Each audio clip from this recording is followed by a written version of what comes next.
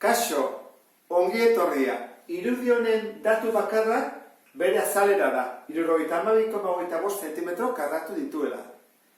Eta badakigu, karratu baten itxura duela, lauki bat da, beraz lau aldeak berdeak ditu, eta angelu zuzenak dira lauak. Zer egin dezakegu? Ikusi, zer galdetzen diguten. Lehenago galdetzen digute perimetroa. Gero ikusiko dugu diagonala. Perimetro jakiteko nahikoa da alde bat jakitea. Alde bat biderlau egiten badugu, jakingo dugu perimetro osoa. Alde bat jakiteko zer egingo dugu? Ikusi azalearen formula. Zein da azalearen formula? Lauki batean da azalera berdin, aldea berbi. Orduan, ordezkatuko dugu. Azalearen ordez jarriko dugu 72,5 berdin aldea berbi. Aldea hoen bakarrik utzi beharko dugu. Berretzen nahi dena beste aldera errotzen. Eta horren egin beharko dugu. Aber, ze atatzen zegoen. 8,5. Orduan, aldeak neurtzen du 8,5 zentimetro karratuak ziren, hemen zentimetro dira orduan. Zer egingo dugu perimetroa kalkulatzeko? Nola lau alde diran, lau alde bider 8,5. Eta hori da, 34 zentimetro. Lehenengo erantzuna badugu.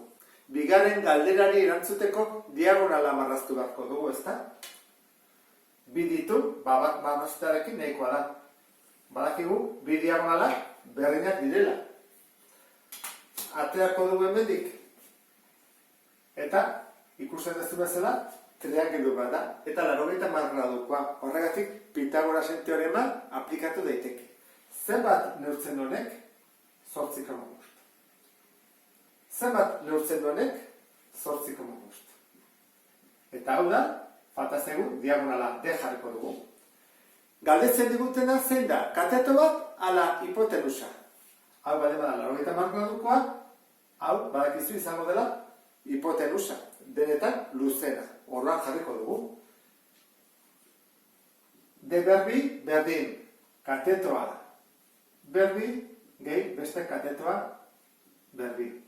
Eta berbi hau pasabar dugu errotzen. Diagonala berdin, errotzen dugu, 8,5 berbi, gehi 8,5 berbi. Diagonala berdin, 144,5.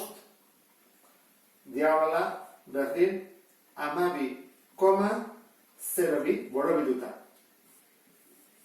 Zentimetro izango dira, noski. Horrela bukatzen dugu, beste bat arte, agur?